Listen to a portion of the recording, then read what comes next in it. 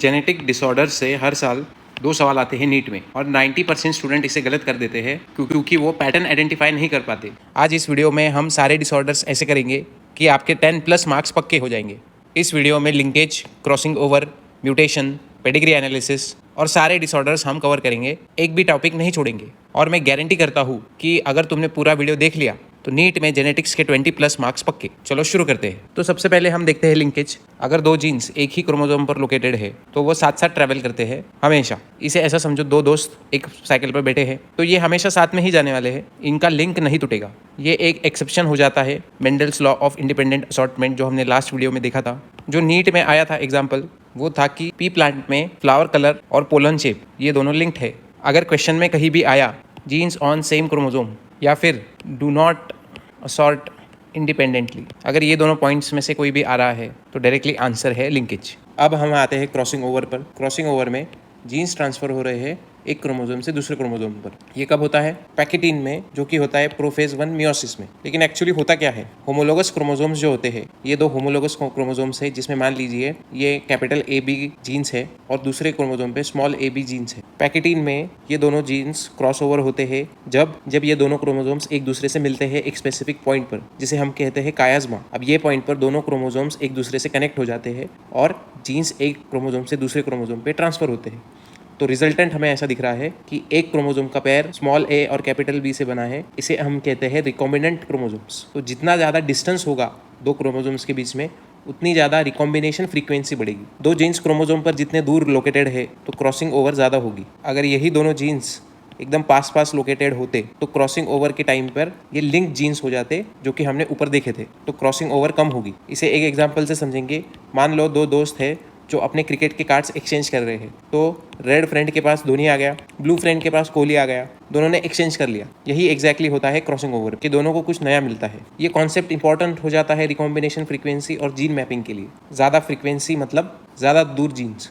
अब हम आते हैं म्यूटेशन पर। म्यूटेशन मतलब एक सडन हेरिटेबल चेंज, यानी कि ऐसा चेंज जो आगे के जनरेशन्स में भी दिखेगा, हेरिटेबल होगा। ये स्पॉन्टेनियसली हो सकता है या फिर म्यूटाजेंस की वजह से हो सकता है। हम म्यूटाजेंस पढ़ेंगे। इसके टाइप्स होते हैं क्रोमोसोमल म्यूटेशन या जीन म्यूटेशन, और इसी म्यूटेशन से नए वेरिएशंस आते हैं, नए बदलाव आते हैं DNA में और अल्टीमेटली ऑर्गेनिज्म में। ये बेनिफिशियल भी हो सकता है, हार्मफुल भी हो सकता है या न्यूट्रल हो सकता है। अब म्यूटाजेंस यानी कि कॉजेस जिसकी वजह से ये म्यूटेशन होता है, वो होता है रेडिएशन, जैसे कि न्यूक्लियर पावर प्लांट से या फिर न्यूक्लियर बॉम्ब ब्लास्ट से, केमिकल्स, वायरसेस, स्मोकिंग, इन सब से म्यूटेशन होता है। इसे समझने के लिए मान लो ये एक सेल है जिसमें DNA है।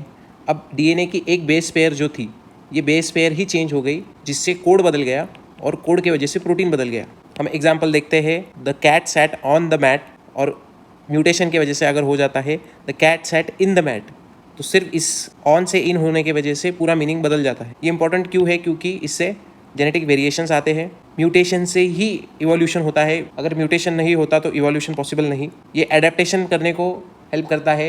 नए फैक्टर्स के वजह से नए म्यूटेशंस आते हैं, जिससे ऑर्गेनिज्म अडेप्ट होता है, और रिसर्च और मेडिसिन में ये बहुत हेल्प करता है। म्यूटेशन का एक टाइप है पॉइंट म्यूटेशन, जिससे क्या हो रहा है कि this is a single nucleotide mutation, यानी कि ये most common type of mutation है जिसमें सब्सटीट्यूशन होता है, यानी कि ट्रांजिशन या फिर ट्रांसवर्शन होता है। इसे हम समझेंगे एक एग्जाम्पल से, जैसे कि GAG कोडॉन है। कोडॉन यानी कि a set of base pair. तो GAG कोडॉन जो है वो ग्लूटामिक एसिड बनाता है, लेकिन पॉइंट म्यूटेशन की वजह से A रिप्लेस हो जा रहा है U से, GAG की जगह GUG आ गया, जो कि अब वैलिन बना रहा है।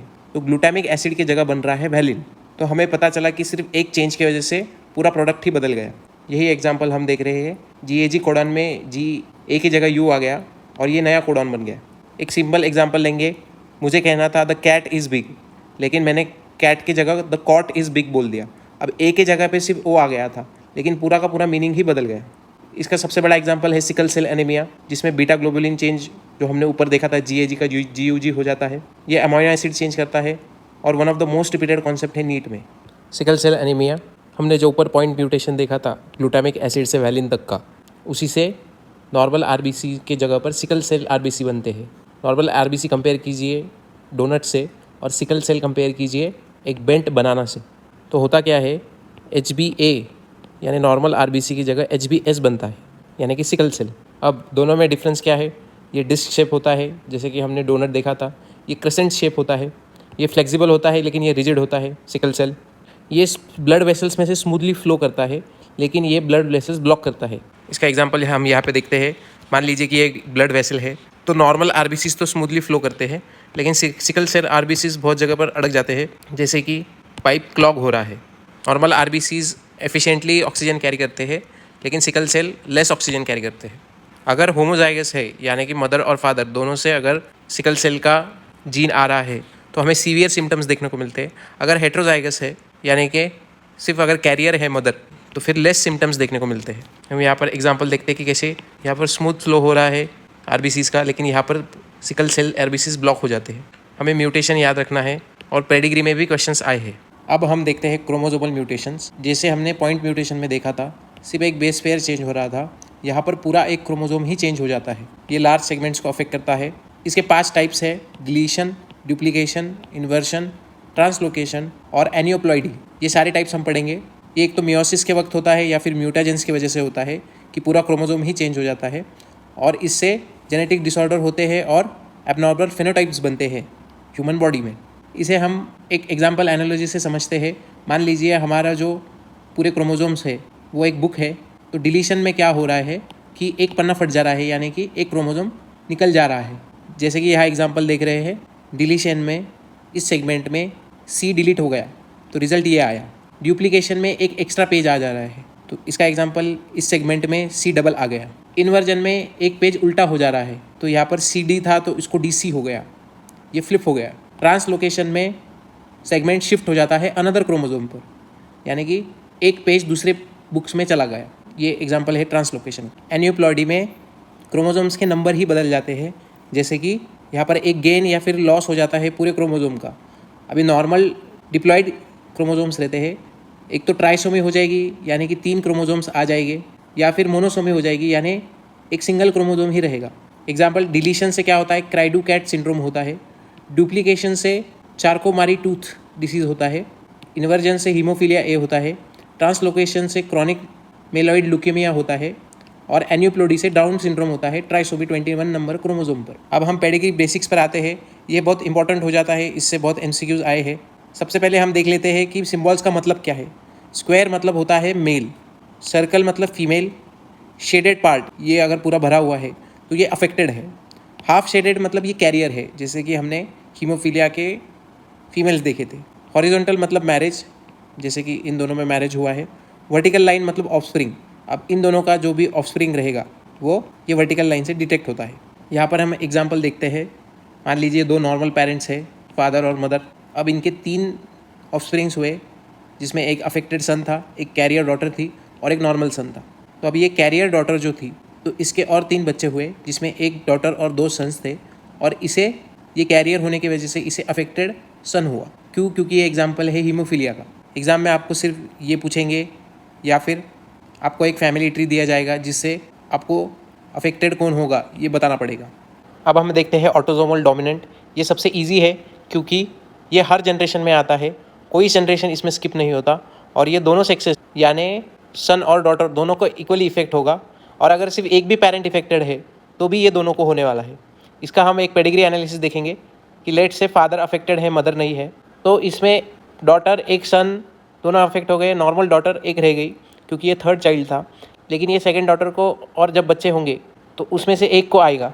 ऐसा ज़रूरी नहीं है कि तीनों को होना है या फिर सिबलिंग्स को होना है, लेकिन हर जनरेशन में एक बार तो भी ये दिखने वाला है।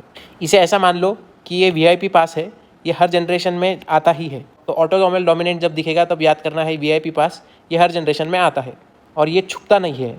इसका एग्जाम्पल है हंटिंगटन्स डिसीज़, एकोन्ड्रोप्लासिया और मार्फान सिंड्रोम। नेक्स्ट है ऑटोसोमल रिसेसिव। ये निंजा होते हैं क्योंकि ये हिडन होते हैं, ये जनरेशन स्किप करते हैं, ऑटोसोमल डोमिनेंट की तरह हर जनरेशन में नहीं आते। नॉर्मल पेरेंट्स हो सकते हैं, लेकिन उनके पहले के जो पेरेंट्स हैं उनमें कहीं तो ये जीन रहता है। ये दोनों सन डॉटर को अफेक्ट करता है और ये रिसेसिव ट्रेट होता है। इसका एक पेडिग्री एनालिसिस देखते हैं। नॉर्मल पेरेंट्स से अब मदर या फादर के पूर्वजों में कहीं तो ये जीन था जो कि एक कैरियर डॉटर में आया। अब मदर फादर को 4 बच्चे हुए, जिसमें से दो डॉटर्स थे और दोनों कैरियर बने। अब ये दोनों डॉटर्स में से जब इनको बच्चे हुए तब उसमें से एक अफेक्टेड सन आया, क्योंकि हमें मालूम है सन के पास एक एक्स तो मदर से ही आना है, वाई फादर देते हैं, तो ये एक्स किसी भी डॉटर से आ सकता है। तो ये एक्स उसे उसके मदर से मिला होगा जो कि उसे अफेक्टेड बनाता है। इसे एक एग्जांपल से समझेंगे। नॉर्मल पेरेंट्स थे, सेकेंड जनरेशन में नॉर्मल थे लेकिन ये कैरियर थे, ये ट्रेट दिखे नहीं, और अचानक थर्ड जनरेशन में ये ट्रेट आ गया। इसे एक हिडन निंजा की तरह हम मान सकते हैं। इसे कैसे पहचानना है? ये जनरेशन स्किप करता है। पेरेंट्स अनअफेक्टेड रह सकते हैं लेकिन चाइल्ड अफेक्टेड होता है। हिडन कैरियर्स कॉमन है इसमें। इसका एग्जांपल है सिकल सेल एनीमिया, अल्बिनिज्म मतलब जिसमें पूरा स्किन वाइट हो जाती है, थैलेसीमिया और फिनेलकेटोनुरिया। अब हम आते हैं एक्स-लिंक्ड रिसेसिव जीन्स की ओर। ये मोस्टली मेल्स को इफेक्ट करता है क्योंकि इसमें कैरियर मदर होती है। ये कभी फादर से सन में नहीं जाएगा क्योंकि हमें मालूम है एक्स मदर होती है, XY फादर होते हैं। अगर सन है तो फादर से तो वो हमेशा वाई लेने वाला है, और ये दोनों एक्स में से अगर एक एक्स अफेक्टेड है वो सन में आ जाता है और सन अफेक्टेड हो जाता है। इसे हम क्रिस क्रॉस इनहेरिटेंस भी बोलते हैं, और ये सिर्फ एक्स क्रोमोसोम से आगे जाता है। इसका पेडिग्री एनालिसिस देखते हैं।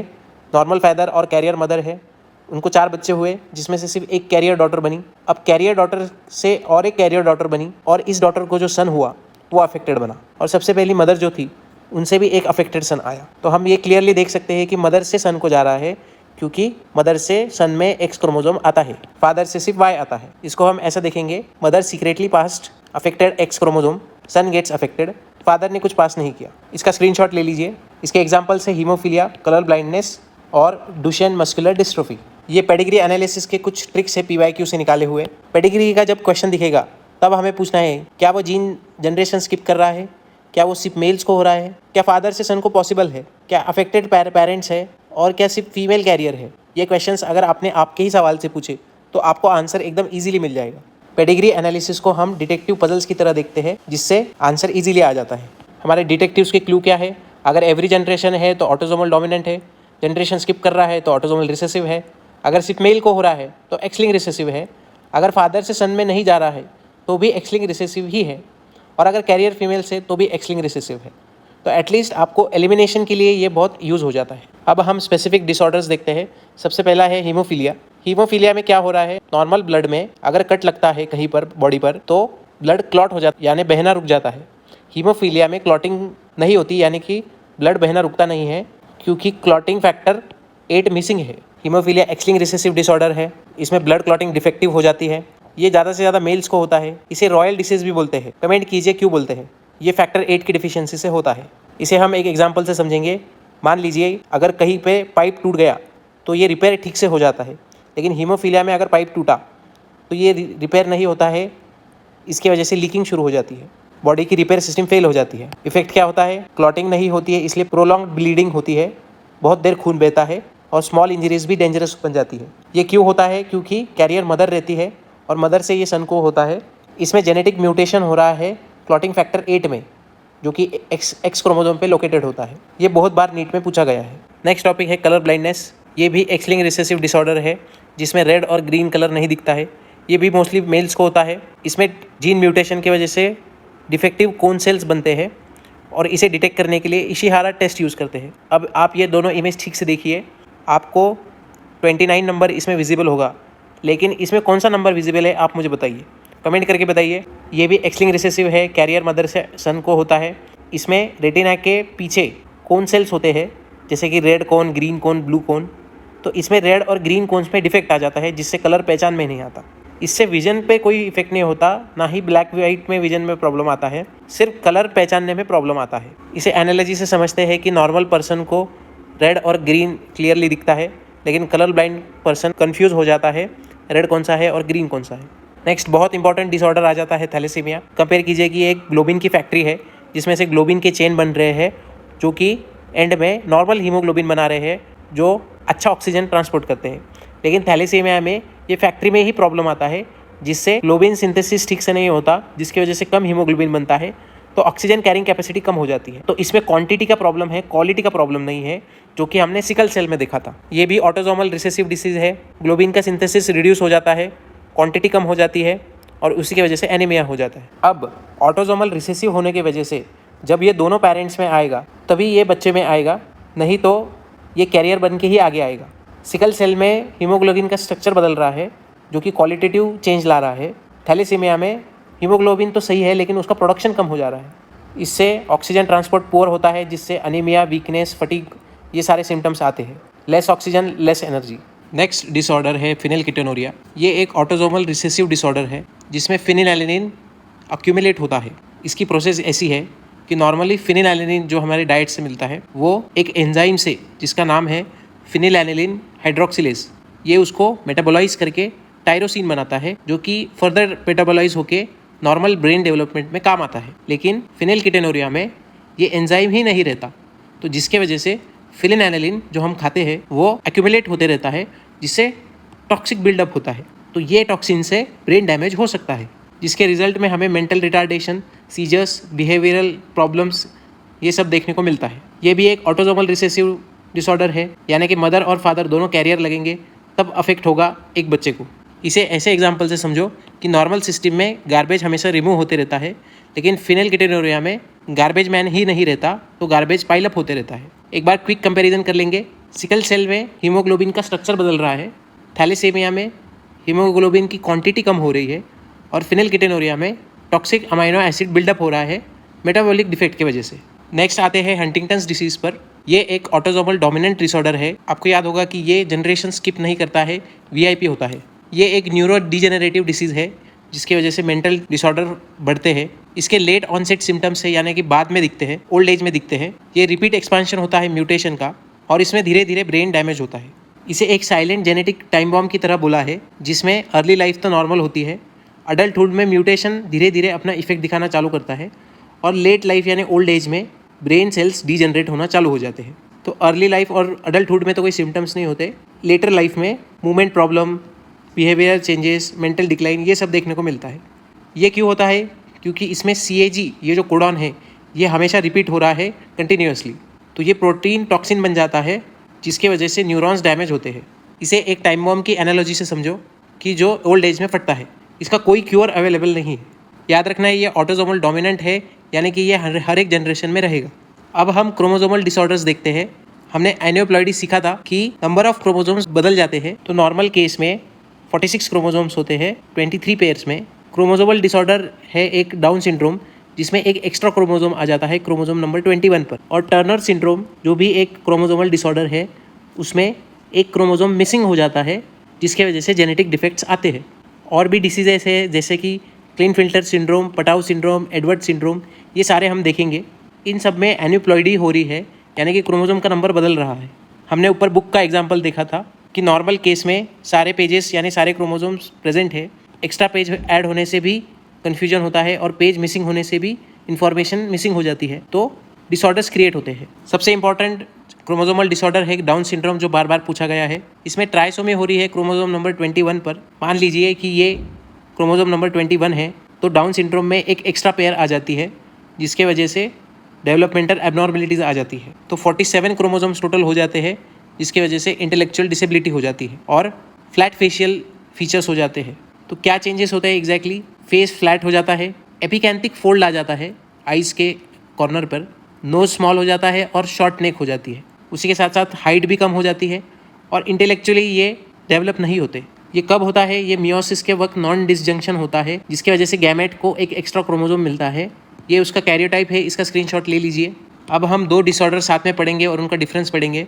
पहला है टर्नर सिंड्रोम, जिसमें एक फीमेल होती है जिसमें मोनोसोमी होती है। मोनोसोमी मतलब XX की जगह सिर्फ एक ही X क्रोमोसोम आता है, जिसकी वजह से टोटल नंबर ऑफ क्रोमोसोम हो जाते हैं 45। इसके वजह से स्टेराइल फीमेल होती है, यानी कि ये आगे रिप्रोड्यूस नहीं कर सकती और शॉर्ट स्टेचर हो जाता है। ये स्टेराइल इसलिए होती है क्योंकि उनकी ओवरीज डेवलप नहीं होती। दूसरा है क्लिनफिल्टर सिंड्रोम, जिसमें एक मेल में एक एक्स्ट्रा X क्रोमोसोम आ जाता है। मान लीजिए ये नॉर्मल मेल का कैरियोटाइप है, तो क्लिनफिल्टर में एक एक्स्ट्रा X क्रोमोसोम आ जाता है, जिससे टोटल नंबर ऑफ क्रोमोसोम हो जाते हैं 47, जिसकी वजह से मेल भी स्टेराइल हो जाता है, यानी कि ये भी रिप्रोड्यूस नहीं कर सकते। और गायनेकोमैस्टिया हो जाता है, यानी कि इनके मेमोरी ग्लैंड्स बढ़ जाते हैं। ये इसका एक कंपैरिजन का टेबल है, इसका स्क्रीनशॉट ले लीजिए। सिंपल लैंग्वेज में टर्नर सिंड्रोम में एक X क्रोमोसोम होता ही नहीं है, और क्लिनफिल्टर सिंड्रोम में एक एक्स्ट्रा क्रोमोसोम X आ जाता है मेल में। नेक्स्ट डिसऑर्डर्स है पटाउ और एडवर्ड सिंड्रोम। पटाउ सिंड्रोम में ट्राइसोमी हो रही है क्रोमोसोम नंबर 13 पर, एक एक्स्ट्रा क्रोमोसोम आ जा रहा है क्रोमोसोम नंबर 13 पर, जिससे बहुत सारे डेवलपमेंटल डिफेक्ट्स हो जाते हैं, ऑर्गन्स भी एबनॉर्मल होते हैं, और ये एक रेयर डिसऑर्डर है।